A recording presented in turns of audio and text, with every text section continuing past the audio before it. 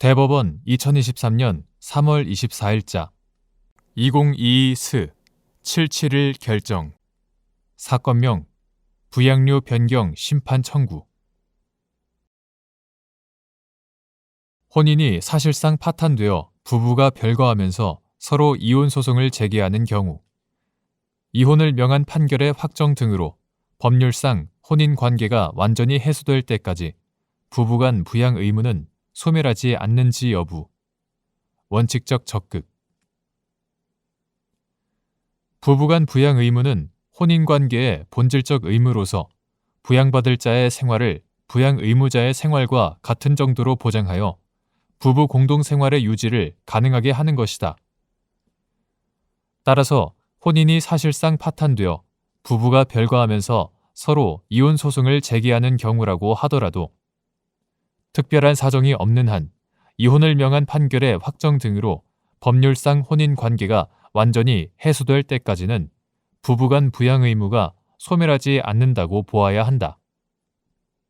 첫째, 부부간의 부양받을 자의 생활을 부양 의무자와 같은 정도로 보장하고자 하는 부부간 부양 의무는 부부가 동거하면서 정상적인 부부 관계를 유지하는 경우보다는 부부가 어떤 이유에서든지 별거하여 배우자 일방이 상대방에 대하여 부양 의무를 이행할 필요성이 있는 경우에 더 큰 의미가 있다.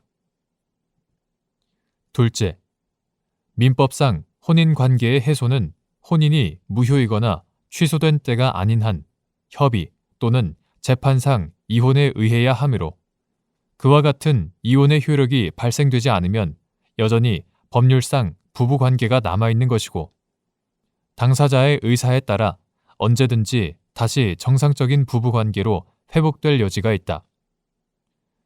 협의 이혼 신고의 수리 전, 철회나 재판상 이혼 청구, 반소 포함.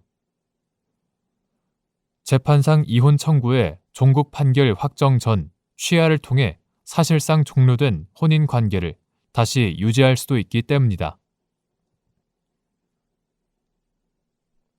셋째, 재산 분할 청구 사건에서 혼인 중 이룩한 재산 관계의 청산뿐 아니라 이혼 이후 당사자들의 생활 보장에 대한 배려 등 부양적 요소, 사실심 변론 종결 당시까지의 부양 상황 등을 함께 고려하여 재산 분할의 대상과 액수를 정하게 되는데, 이러한 재산 분할에 따른 권리는 이혼의 확정을 전제로 발생하는 것이므로 이혼이 확정되기 전까지의 부양적 요소는 별도의 부양료 심판 등에서 고려될 필요가 있고, 특히 부양이 필요한 배우자가 소득이 없는 경우에는 더욱 그러하다. 넷째, 재판상 이혼의 경우 일방의 이혼, 위자료 및 재산 분할 등을 구하는 본소 제기는 물론 이에 대한 상대방의 이혼 등의 반소 제기는 모두 이혼의 의사가 있으니 법원의 형성 판결을 통해 혼인관계를 해소하고 혼인 파탄의 책임 및 부부 공동재산의 범위를 따져 위자료 및 재산 분할 내용을 정해달라는 재판상 청구권을 행사하는 것이다.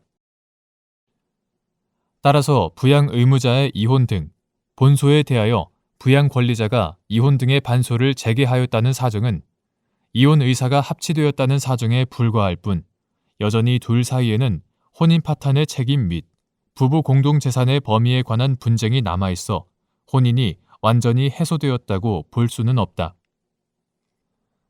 다섯째, 따라서 배우자 일방이 스스로 정당한 이유 없이 동거를 거부하면서도 상대방에게 부양료의 지급을 청구할 수는 없지만, 그러한 귀책 사유 없는 배우자 일방이 상대방에게 부양료의 지급을 청구하는 것은 부양료 지급의 요건 및 필요성이 인정되지 않는 특별한 사정이 없는 한, 비록 당사자 쌍방이 이혼 소송을 서로 제기한 경우라도 인정되어야 한다.